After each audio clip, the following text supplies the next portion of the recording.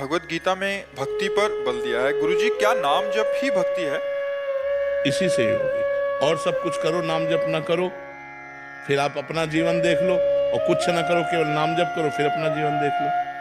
संतों ने कहा है कि सब साधन शून्य है और नाम जप अंक है। अंक विराजमान करके शून्य बढ़ाओ तो 10 गुना फल मिलेगा। नहीं, एक शून्य तो 10, एक शून्य तो उससे 10 गुना 100, फिर एक शून्य तो उससे 10 गुना 1000, फिर एक शून्य तो 10,000। तो शून्य है साधन और अंक है नाम।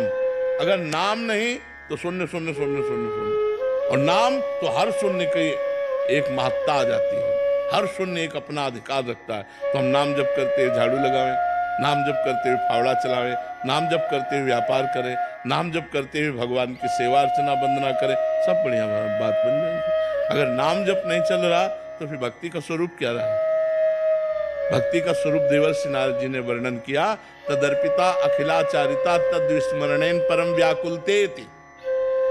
हर आचरण भगवान को समर्पित करना और जरा से एक सेकंड के लिए भगवान को भूल जाने पर परम व्याकुलतेति। जैसे मछली तड़पने लगती, ऐसे हृदय हमारा जलने लगे, मैं कैसे भगवान को भूल गया। समझ पा रहे हो किसका प्रश्न है? तो आप समझ पा रहे हैं, भगवान का स्मरण ही सबसे बड़ी भक्ति है।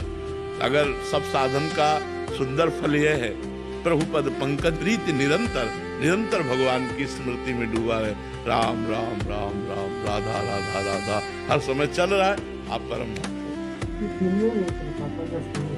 रात को तो चलता है भजन, पर दिन में 10 बजते हैं, उसके बाद से भजन नहीं शुरू, ऐसा नहीं नहीं ऐसा। अभ्यास करो, अभी बोलो राधा राधा, तो चल तो बोल, चल रहा है ना अभी, राधा राधा चला।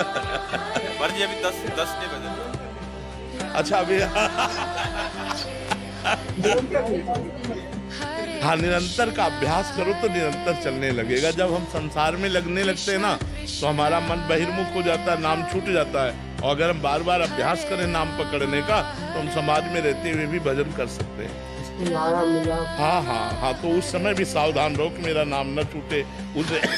उसे ज्यादा बोलने दो, आप कम बोलो और नाम जब चलाओ तो अभ्यास बन जाएगी। आते ही एकदम प्रेम से मिले और मन लगा के मिले तो फिर नाम तो छूट ही जाएगा। राहुल वाराणसी शेरविंच महाराज जी, जब से आपको सुनना शुरू किया है तब से जीवन में बहुत परिवर्तन होने लगे हैं। लोगों के प्रति जो देखने का नजरिया, व्यवहार सब बदल सा गया है। जीवन में बहुत धैर्य और संतोष भी आ गया। धीरे धीरे संसार के भोगों से भी मन भर रहा है।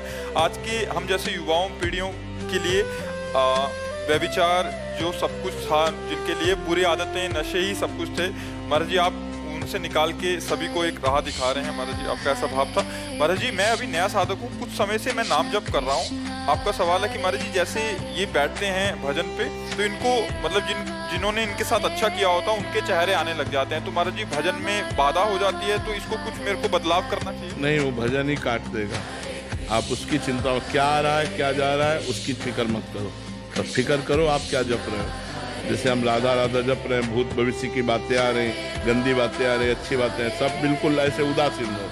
जैसे इनके मन में आ रही थी तुम्हें क्या लेना देना, ऐसे तुम अपने मन की उस समय बातों में कोई लेना देना मत रखो। हर समय नाम जप कर रहे हैं, वो भूत भविष्य की बातें मिट करके मन निर्मल हो जाएगा, शांत हो जाएगा। वो उसका प्रोसेस शुरू है।